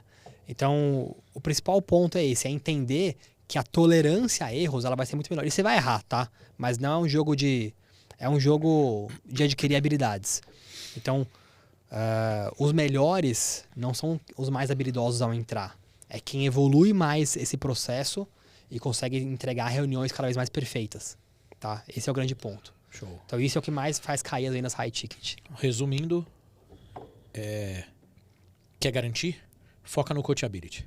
Que isso pode Sim. ser um dos fatores que vão poder te ajudar. Claro, Total. não é o único, mas já vai te ajudar pelo menos uns 60%. Total. E você falou de desafio, cara, eu tive vários, né? Sério? O... Daqueles até de ficar sem dormir, da Tayla, amor, você não vai dormir? Estou focado, não tire o meu foco. Tudo bem, então, desejo você uma boa noite. Imagina, ela vai ficar lá do lado, vai dar certo, vai dar certo. Cara, pessoalmente, tive umas coisas bem difíceis assim, né? Profissionalmente, eu acho que o mais difícil rolou em 2019, tá? Era um período em que eu tinha pouco tempo de empreendedorismo, assim, né? E as coisas estavam há vários meses dando errado, né? A gente estava, acho que no 3º mês com prejuízo seguido. E aí, em uma semana especificamente, tudo meio que deu errado, né? A gente vendeu menos do que deveria, a gente perdeu parceiro de negócio, a gente foi... enfim, a gente foi levemente sacaneado em algumas questões, assim. Tudo de uma vez. Então, tudo aconteceu de uma vez. E aí, nesse momento, foi, assim, profissionalmente, foi um dos momentos mais difíceis, assim. Eu me vi muito sem saída, muito sem escolha, né? E aí aconteceu tudo isso que você falou, de não conseguir dormir, de não conseguir fazer mais nada, etc e tal. Só que, de novo, eu percebi, depois de analisar um pouco, eu falei, cara, a culpa disso é minha. Não tem como eu culpar isso aqui em ninguém, não tem como eu responsabilizar ninguém, né? Se esse negócio não tá entregando o crescimento e o lucro que eu gostaria que ele entregasse, é porque eu não sei fazer ainda, né? E é uma das coisas mais difíceis que eu tive que fazer na vida profissional foi demitir 1/4 da empresa em uma semana. Isso foi, assim, muito difícil. Decisão importante, racional, porém difícil. Muito. E aí, mais difícil ainda é olhar para aquelas pessoas e falar, cara, eu tô demitindo vocês porque eu errei, porque eu falhei, porque eu vacilei. Se eu pudesse, eu me demitia. Sim, Mas isso não vai ajudar em nada a empresa. sim. Então, eu tenho que fazer alguma coisa porque senão o barco afunda. Exato. Mas isso aqui não é nada, tipo assim... Pessoal. Não é... Se eu pudesse, eu me demitiria. Então, a gente demitiu as pessoas, a gente ajudou como poderia para as pessoas se recolocarem e tudo mais. Mas aquilo... Cara, aquilo me doeu muito, Mexeu assim. com você. Muito, muito. Porque eram vidas e famílias, né? Então, graças a Deus, desde aquele dia, a gente evoluiu muito, amadureceu muito, né? Então, depois disso, por não querer passar por isso de novo, cara, a empresa decolou, nunca foi tão lucrativa, nunca cresceu tanto. Então, eu aprendi muito com essa lição.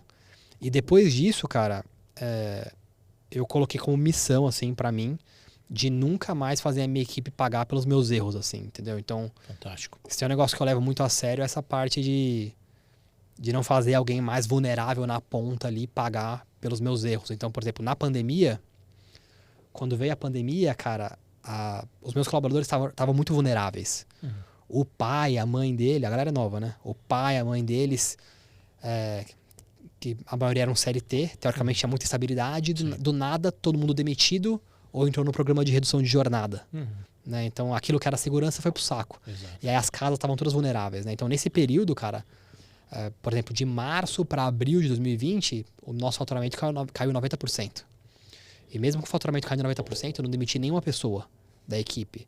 A gente foi guardando caixa, a gente foi segurando, então, para proteger quem é mais vulnerável, assim mesmo, né? Então, acho que Eu acho que, cara, os aprendizados fazem parte, né? Então, não dá pra você querer... Não dá pra você reclamar dos problemas, reclamar das dificuldades, porque as lições só vêm assim, né? Exatamente. A vida leve, ela não vai trazer essas lições. Cara, Então, profissionalmente, isso eu acho que foi o mais difícil que eu tive que passar. show. Você acredita que a capacidade de autorresponsabilidade ela é um fator importante para o ser humano evoluir rápido e sair de uma situação tão complexa? Porque muitas das vezes a gente terceiriza problemas. Isso já aconteceu comigo, né? Hoje, eu não vou falar para você que 100% dos meus problemas eu assumo, porque é uma coisa mais complicada, né? Para o ser humano ter esse tipo de entendimento, porque muitas das vezes não é sobre você assumir a sua responsabilidade, mas entender que ela é sua. Essas são coisas completamente diferentes. Eu entendo que essa responsabilidade é minha e eu... Tem outros que não fica claro. Exatamente. E os que não fica claro é a maior roubada da vida. Sim. Porque são as pegadinhas. Então, fantástico. Acho que o segredo é esse. Autorresponsabilidade ou ficar atento com os sinais de autorresponsabilização. Porque isso te leva mais fácil ao aprendizado. E eu acredito também, aí é a minha opinião, eu acredito que não há aprendizado sem sofrimento. É a minha opinião. O que você acha? Cara, eu tava refletindo esses dias, né? Refletindo, lendo, etc e tal. E empresário geralmente tem bastante ansiedade, né? Uhum. E aí eu vi um cara falar uma coisa do tipo assim, pô, como tratar a sua ansiedade? Né? Para você não ter ansiedade, primeiro é só você decidir que você não quer nada de novo na sua vida. Você vai ficar exatamente como você tá, o seu negócio do mesmo nível e os seus rendimentos iguais, sua remuneração igual. Certo. Você não vai tentar nada de novo que vai tirar da zona de conforto. Então ele começou a listar um monte de coisa e você falou, beleza, é impossível você evitar, você pode gerenciar, mas é impossível você se blindar. Ou apelar pro 478, né? Você eliminar completamente, é impossível, né? Sim. E eu acho que nesse caso é a mesma coisa, né? O negócio que a gente vai internalizando cada vez mais... Pô, eu tenho 34 anos. Novo. Pô, eu tenho no mínimo aí mais uns 40, 50 anos Tranquilamente. nesse jogo. Uhum. É um jogo muito longo. Uhum. Muito longo. Tem cara que tem 40 anos de negócio a mais que eu. Sim. Eu sou beginner ainda. Sim. Tipo, júnior. Sim. Entendeu?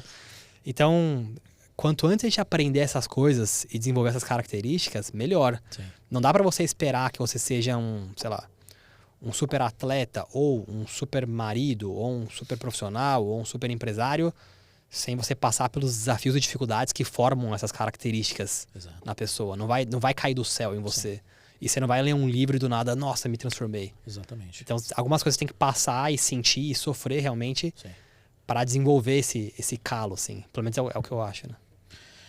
Pedro Moura, senhoras e senhores! Olha, palmas para o Pedro Moura. Cara, Pedro, eu não considero isso aqui como bate-papo, não. Eu considero isso como uma aula, de verdade. Obrigado. Obrigado mesmo pela sua presença. Primeiro, por compartilhar esse conhecimento comigo e com o pessoal aí de casa que vai ver os cortes no Insta. Vai ver também o episódio inteiro no YouTube, que vai valer muito a pena. Obrigado de verdade. Que aula, hein? Hein, Gustavão? Gostou, Gustavão? Você queria mais, né, Gustavo? Tá falante demais, ó. Muito bem, Pedrão. Queria que você deixasse o último recado, deixasse suas redes sociais. Um pouco dessa dor aí, que é uma dor clássica do mercado empresarial, principalmente do digital. Com você aí, Pedro Moura, senhoras e senhores. Boa, perfeito. Meu Instagram é @PedroMouraSR, S de sapo, R de rato. Uhum. E a gente falou de muita coisa aqui, né? A gente falou de venda, de gestão, a gente falou de times comerciais. Entendeu bem. Então, o que a gente faz principalmente hoje, tá? Hoje a gente tem um único produto. A gente é focado só em uma coisa, 100% focado. A gente recruta, implementa e treina time comercial para vender high ticket. Eu não vendo curso hoje em dia, eu não vendo mentoria e o que eu faço não é uma terceirização de vendas. Ou seja, a equipe é 100% tua, para sempre. Se você desplugar do meu serviço, a equipe continua sendo sua, para sempre. A gente recruta para você os melhores profissionais do mercado, a gente implementa a estrutura da sua área comercial e a gente treina eles para garantir que eles vão atingir a meta, para garantir que eles vão chegar nos indicadores que a gente quer. Tá? Então, se você tem um negócio digital, pode ser uma agência, você tem mentoria, você tem algum tipo de negócio high ticket ou presta algum serviço online e você quer mais previsibilidade, quer mais escala, quer mais lucratividade implementando o time comercial, entra no meu Instagram, manda mensagem, @PedroMouraSR, que a gente pode ajudar o seu negócio. Pedro Moura, senhoras e senhores, obrigado. Daniel Mansur aqui. E vou falar pra você, hein? Depois desse bate-papo com o Pedro, vou ter que dar um pulinho no meu Google Drive, no meu iCloud, porque eu vou ter que contratar pelo menos mais uns 200 gigas a mais do conteúdo que eu tive que absorver hoje. E você, gostou? Então, coloca o dedo aí no like, comenta aí, segue lá o Pedro no Instagram, porque esse é só o aperitivo do que o cara é capaz de fazer. Tá certo? E bons negócios. Corta, Gustavo! Tá perdido.